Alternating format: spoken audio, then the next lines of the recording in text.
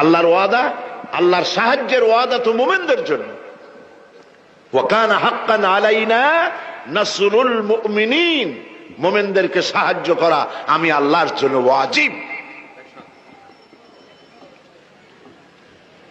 আল্লাহ রাব্বুল আলামিন কোরআনে কারীমের মধ্যে বলেছেন, ওয়ালা তাহিনু ওয়ালা তাহজানু ওয়া আনতুমুল আলাউনা ইন কুনতুম মুমিনিন। কোনো ভয় নাই, কোনো চিন্তা নাই, যদি মুমিন হও আমি আল্লাহ তোমাদেরকে বিজয় দান করব।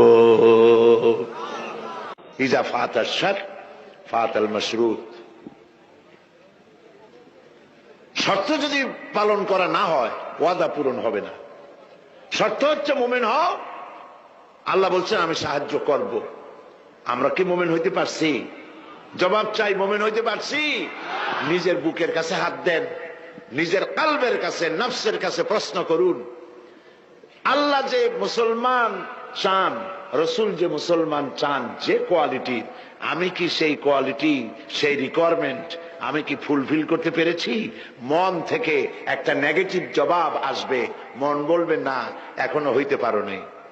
দাড়ি, টুপি, জামা, হজ, নামাজ হয়তো সবই ঠিক আছে, নামাজ পড়তে পড়তে হয়তো কপালে দাগও লেগেছে, কিন্তু মুমিন হওয়ার জন্য যেটা প্রয়োজন ছিল সেটা এখনো হয় নাই।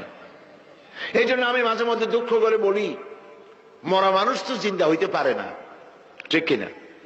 কিন্তু কোন মরা মানুষ যদি জিন্দা হইতে পারতেন, এমন কোন সিস্টেম যদি থাকতো, আর একজন সাহাবী যদি জিন্দা হতে পারতেন, আর আমাদেরকে যদি দেখতেন, আমাদের আমালগুলি যদি দেখতেন, চিৎকার দিয়ে বলতেন আল্লাহর কসম, মুহাম্মদ সাল্লাল্লাহু আলাইহি ওয়াসাল্লাম রক্ত দিয়ে, সাহাবায়ে কেরাম জীবন দিয়ে যে মুসলমান তৈরি করে গেছিলেন, এরা সেই মুসলমান না।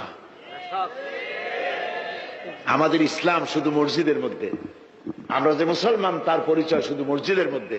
মসজিদ থেকে বেরিয়ে যাওয়ার পর আমার আচরণ আর হিন্দুর আচরণ আর খ্রিস্টানের আচরণের মধ্যে, ইহুদির আচরণের মধ্যে কোনো পার্থক্য আছে কি?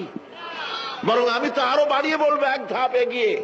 এই পৃথিবীতে যদি চ্যালেঞ্জ হয়, কম্পিটিশন হয়, পৃথিবীতে সব থেকে বেশি মিথ্যে কথা কারা বলে? জবাব রূঢ় হলো বাস্তব,